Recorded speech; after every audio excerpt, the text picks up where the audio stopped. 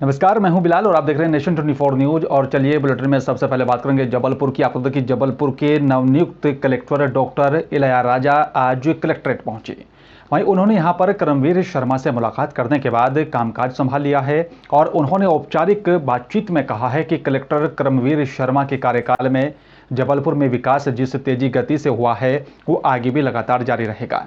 उन्होंने कहा है कि यहाँ पर काम करने वाले स्टाफ को भी प्रोत्साहित किया जा रहा है और साथ ही उन्होंने कहा कि यहाँ पर तमाम योजनाएं लोगों तक पहुंचाने का काम और प्रयास जारी रहेगा।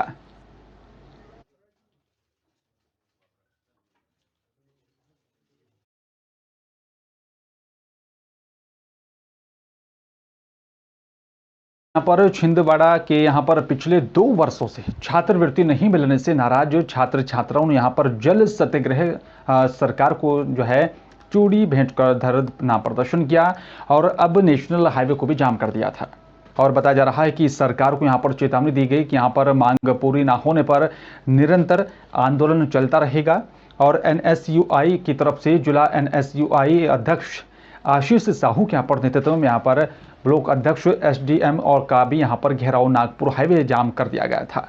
जैसे यहाँ पर वाहनों के आह्वान पर बताया जा रहा है कि यहाँ पर वाहनों के जो आवागमन थे उसमें भी यहाँ पर जो है प्रभावित हुआ है। और आपको बता दें कि यहाँ पर धरना स्थल पर अतिरिक्त पुलिस अधीक्षक और साथ ही यहाँ पर एसडीएम भी मौके पर पहुंचे।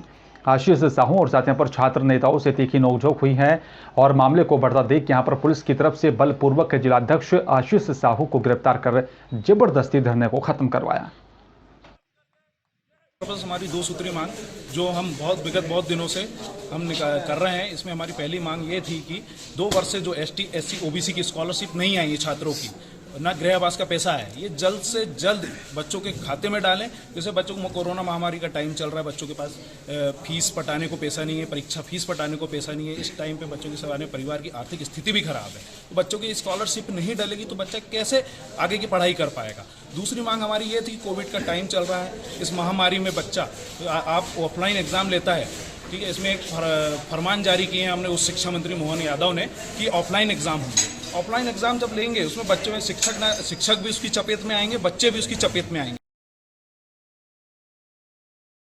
और चलिए बात करेंगे बालाघाट की। आपको बता दें कि यहाँ पर जिले के रामप्याली थाना अंतर्गत अमरवाड़ा के यहाँ पर जो है एक पोल्ट्री फार्म में यहाँ पर रक्त से जो है भरना हुआ यहाँ पर एक हालत में यहाँ पर वृद्ध का एक शव मिला है। पुलिस की माने तो यहाँ पर जो है सबसे पहले हत्या का मामला माना जा रहा है, जिसमें यहाँ पर जिले से भी यहाँ पर एफएसएल की टीम को घटनास्थल पर बुलाया गया और यहाँ पर टीम ने पहुंचकर बारीकी से निरीक्षण किया है। जिसके बाद पुलिस ने शव को जो है बरामद कर शव का पोस्टमार्टम करवाने के लिए अस्पताल भेज दिया था।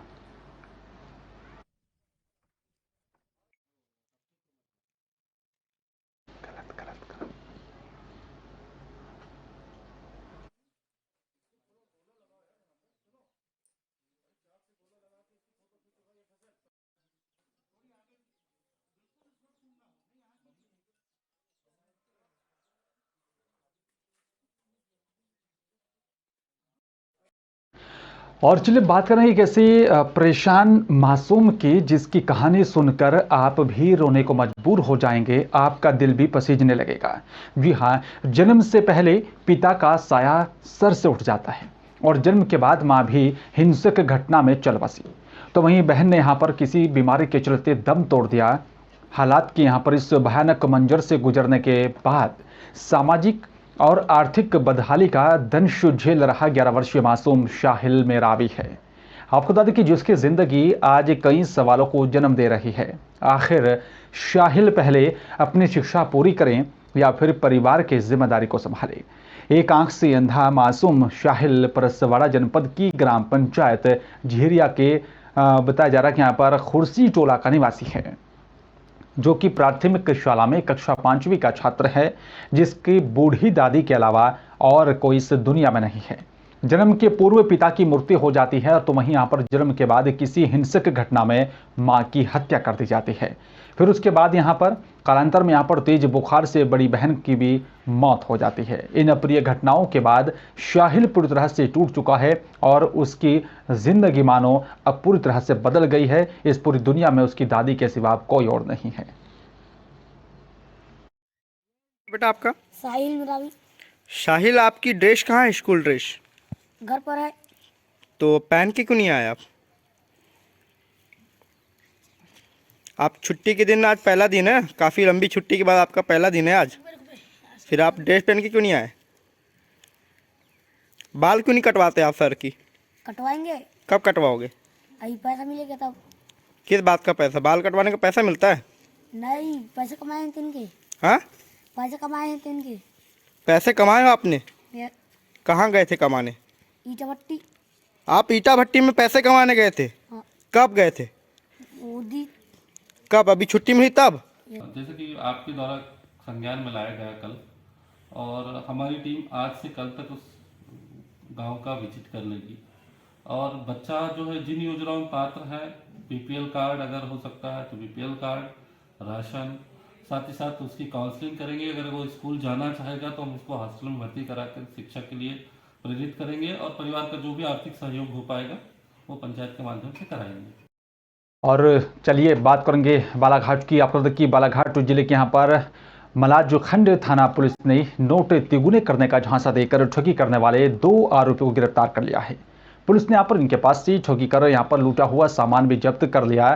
थाना मलाजखंड PIDS मेरावी ने यहाँ पर बताया कि गिरफ्तार आरोपी असली नोटों पर केमिकल डालकर उसे पूरी तरह से काला कर देते थे, और उन्हीं काले नोटों के यहाँ पर जो है फोटोग्राफ धोने वाले केमिकल में यहाँ पर डुबोकर फिर से असली नोटों में बदलने का काम करते थे। इस वैज्ञानिक तरीके को देख यहाँ पर लोग उनके झांसे में आ जाते हैं, और इसी तरीके से यहाँ पर नोट को तिगुने होने के लालच में आकर आरोपियों के यहाँ पर अपनी जमा पूंजी उनके हवाले कर दिया करते थे, जिसकी सूचना मिलने पर यहाँ पर दोनों आरोपियों को गिरफ्तार कर लिया है। दोनों आरोपी जबलपुर के रहने वाले हैं, जिनमें एक आरोपी राकेश विश्वकर्मा के खिलाफ साल 2013 में भी इसी तरह का ठगी करने का मामला दर्ज है।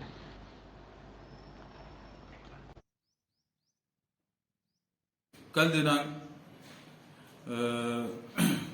थाना को सूचना प्राप्त हुई कि जबलपुर से 2 व्यक्ति आए हैं और मोहगांव मलाजखंड क्षेत्र में कुछ व्यक्तियों को नकली नोट के रूप में जो काले कागज के टुकड़े हैं उनको दिखाकर उसमें अपने असली नोट में कार्बन का कालिक पोत कर और अपने झांसे में लेकर और 10 नोट का जो है तिगुना करके उनको देने का लालच देकर पैसे देने के डिलीवरी करने के फिराक में है। सूचना पर से कार्रवाई की गई और कार्रवाई जारी है। 420 के तहत इनके खिलाफ प्रकरण पंजीबद्ध किया गया है। और चलिए बात करेंगे उत्तराखंड में लगातार हो रही बारिश और बर्फबारी की। आपको बता दें कि यहाँ पर बर्फबारी ने भी यहाँ पर लगातार लोगों की मुश्किलों को बढ़ा दिया है। पोलिंग पार्टियों से यहाँ पर लेकर पर्यटक और साथ ही स्थानीय लोग यहाँ पर रास्तों में फंसे हुए हैं, और इसी बीच बताया जा रहा है कि यहाँ पर SDRF और साथ ही पुलिस भी यहाँ पर अलर्ट मोड पर है। उन्होंने यहाँ पर भारी बारिश और साथ ही बर्फबारी के बीच फंसे कई लोगों को यहाँ पर सुरक्षित निकालने के लिए रेस्क्यू ऑपरेशन तेज कर दिया है। टीम ने कई जगहों पर फंसे लोगों को यहाँ पर सुरक्षित बाहर निकाला। उत्तराखंड में मौसम के मिजाज इन दिनों लगातार बदल रहे हैं और भारी बारिश और साथ ही बर्फबारी हो रही है, जिसके चलते जनजीवन पूरी तरह से अस्त व्यस्त हो गया है। कई जगहों पर पर्यटकों और साथ ही पोलिंग पार्टियों के यहाँ पर स्थानीय लोगों के यहाँ पर फंसने की खबरें लगातार सामने आ रही हैं।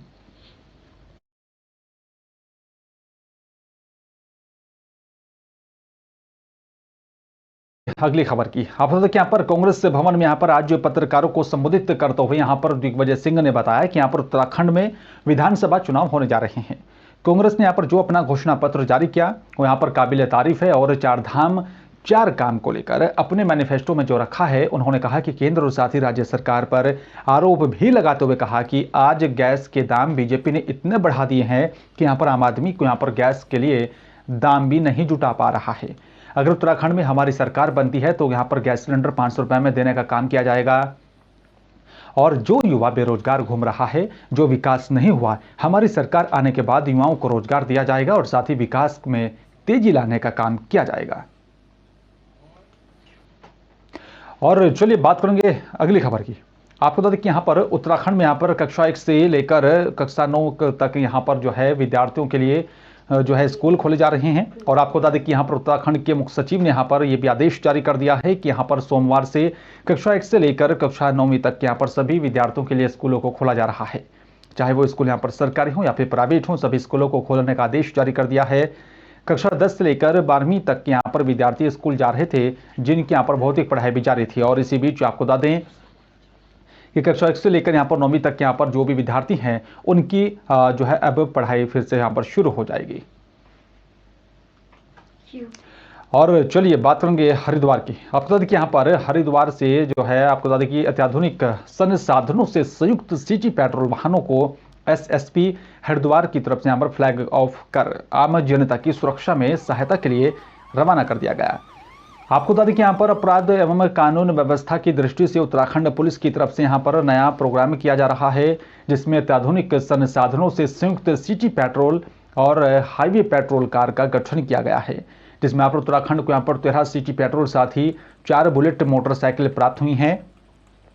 इन वाहनों का प्रयोग यहाँ पर मुख्य रूप से किसी अपराध, दुर्घटना, यातायात और साथ ही कानून व्यवस्था प्रभावित होने पर 112 से सूचना प्राप्त होने पर तत्काल सहायता उपलब्ध कराने का काम किया जाएगा।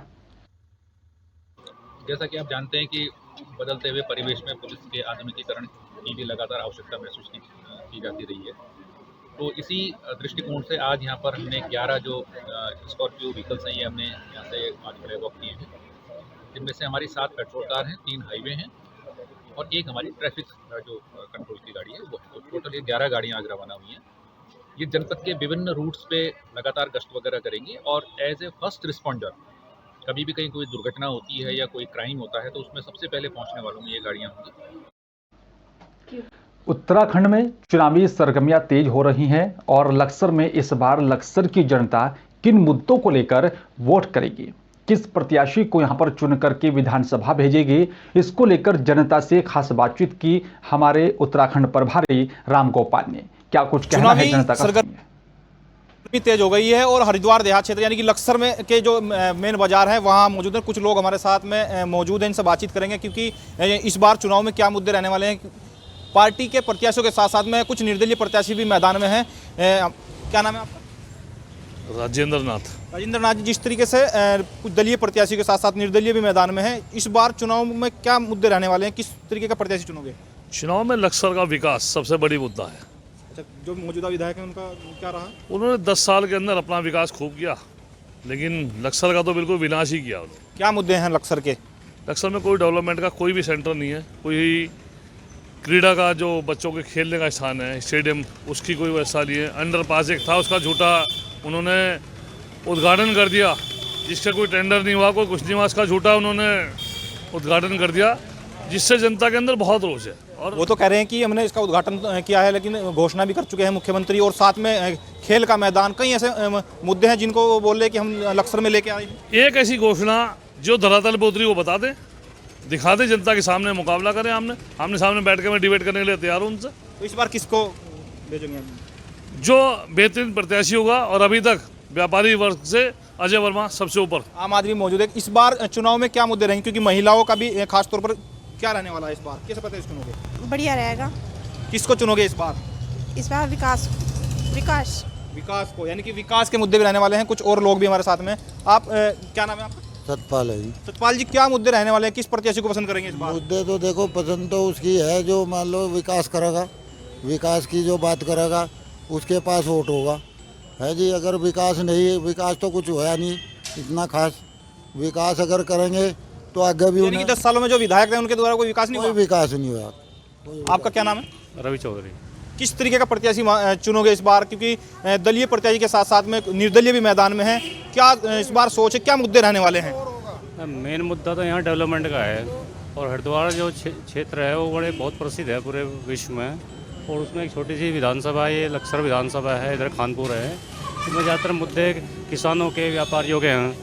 एक तो यहाँ सही सिस्टम से सिस्टमेटिक डेवलपमेंट नहीं होता है, और दूसरा यहाँ क्या होता है, जो भी कार्य होता है उससे गुणवत्ता नहीं होती उसमें, और 4 दिन बनते हैं, 8 दिन में टूट जाते हैं। और भी लोग हमारे साथ मौजूद है। क्या नाम है आपका? विनोद शर्मा। विनोद जी, किस तरीके का इस बार जो है प्रत्याशी को वोट मतलब दे करके आप विधानसभा भेजेंगे, क्योंकि मुद्दे क्या रहने वाले हैं? मुद्दा तो देखिए हमेशा विकास का ही रहता है, और विकास हो ही रहा है क्षेत्र में, ऐसी बात नहीं है। और कुछ लोग आदमी जो नाराज चल रहे हैं, तो उनको क्या नाराजगी है?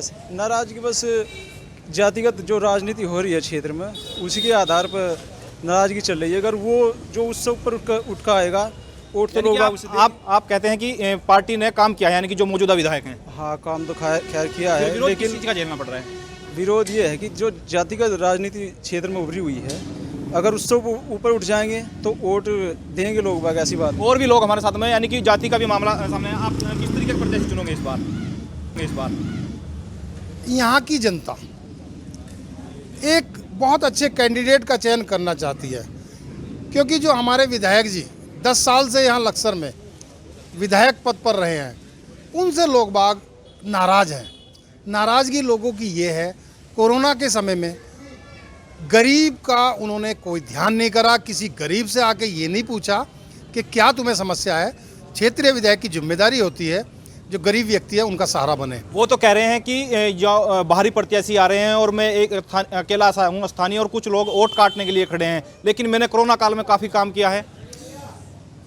बीजेपी के विधायक जी कोरोना काल में कोई भी अपना कार्य नहीं गिनवा सकते, कोई सैनिटाइज नहीं बांटा, कोई मास्क नहीं बांटा। इतना ज़रूर है, उन्होंने एक बार मेटाडोर से आटा ज़रूर लोगों को दिया, और वो भी भारत माता मंदिर से फ्री की गाड़ी से वहाँ आटा मंगवाया और यहाँ बांट दिया। अरे क्या विधायक जी, आप 10 साल से विधायक हैं, क्या लोगों को 2-4 लाख की हेल्प नहीं कर सकते थे? तो जनता में नाराज़गी है। अब के जनता इस बात का जवाब देगी। क्या मुद्दे रहने वाले हैं इस बार? मुद्दा विकास का रहेगा, शिक्षा का रहेगा, और मुद्दे किसान के भी हैं। किसान बहुत त्रस्त है, रोजगार, बच्चे बहुत परेशान हैं, रोजगार का भी एक मुद्दा महंगाई, रोजगार, बेरोजगार को लेकर के इस बार रहेगा। यानी कि जनता परिवर्तन का मन बना चुकी है।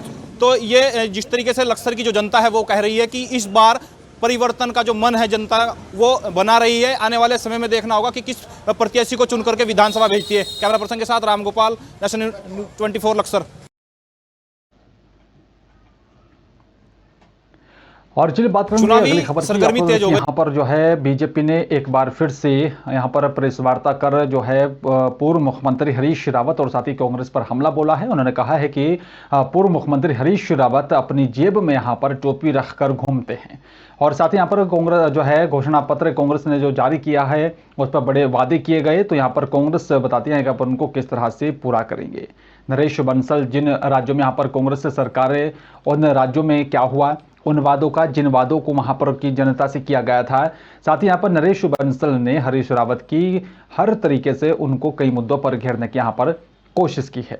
साथ ही आपको बता दें कि यहाँ पर जो है कई तरह की यहाँ पर चुनौतियों के लिए भी हमारे प्रवक्ता काफ़ी हद तक यहाँ पर काम कर रहे हैं, और साथ ही नरेश बंसल का सबसे बड़ा संकेत कांग्रेस की सरकार में दिए गए यहाँ पर जवाब को लेकर था।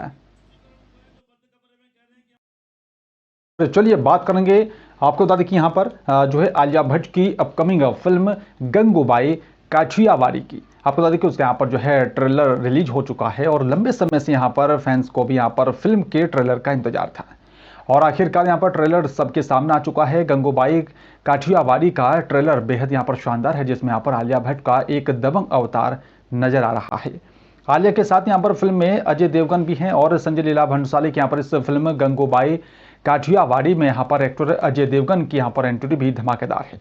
फिल्म में अजय गैंगस्टर करीम लाला के रोल में यहाँ पर नजर आ रहे हैं, और फिल्म की कहानी की एक बात करें तो यहाँ पर करीम लाला गंगूबाई को यहाँ पर अपनी बहन मानते हैं और उस समय उसका साथ देता है। जब उनके साथ यहाँ पर कोई खड़ा नहीं होता तो लेखक एस हुसैन ज़ैदी की यहाँ पर किताब माफिया किंग्स ऑफ मुंबई के यहाँ पर मुताबिक गंगूबाई गुजरात की काठियावाड़ की रहने वाली है। अगली खबर की, जम्मू कश्मीर शिक्षा बोर्ड की ओर से यहाँ पर शुक्रवार को जम्मू संभाग के यहाँ पर विंटर जोन के यहाँ पर 12वीं का वार्षिक परिणाम घोषित कर दिया गया है। इस बार यहाँ पर कुल परिणाम जो है बताया जा रहा है कि कुल परिणाम 72% रहा। लड़कियों ने यहाँ पर इन परिणामों में यहाँ पर फिर से बाजी मार ली है। परीक्षा में भाग लेने वाली कुल लड़कियों में से यहाँ पर 74% जो है उत्तीर्ण हुई हैं, और वहीं 72% लड़के उत्तीर्ण हुए हैं। कला संकाय की यहाँ पर मेरिट सूची में यहाँ पर पहले 7 स्थान पर लड़कियों का यहाँ पर दबदबा रहा है। कला संकाय में यहाँ पर सरकारी गर्ल्स हायर सेकेंडरी स्कूल डोडा के यहाँ पर शब्बू कुमारी ने यहाँ पर पहला स्थान हासिल किया है। लगातार जो है लड़कियों ने हर तरह से अपना दबदबा कायम रखा।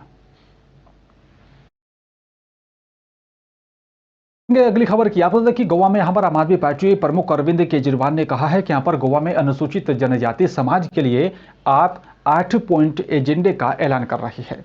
अगर हमारी सरकार यहाँ पर आएगी तो यहाँ पर ट्राइबल सब प्लान का यहाँ पर कुल ऐसा ही आदिवासियों पर यहाँ पर खर्च किया जाएगा। आदिवासी समाज के लिए 3000 पद खाली हैं, उन सभी को यहाँ पर भरने का काम होगा। समाज के लोगों के लिए यहाँ पर फॉरेस्ट राइट एक्ट को भी लागू करवाया जाएगा। आदिवासी समाज के लोगों को यहाँ पर जो है ज़मीनों पर जो हक बनता है वो दिया जाएगा। विधानसभा के अंदर 12.5% आदिवासी समाज की यहाँ पर सीट होनी चाहिए, जिससे कि अब तक लागू नहीं किया गया। उसे लागू करवाने का काम हम करेंगे। केजरीवाल ने कहा कि यहाँ पर अनुसूचित जनजाति समाज के लोगों का इलाज फ्री में किया जाएगा और लगातार 1000 रुपये दिए जाएंगे। आदिवासी समाज के बच्चों के लिए नौकरियां सुनिश्चित करने का भी काम हमारी सरकार करेगी।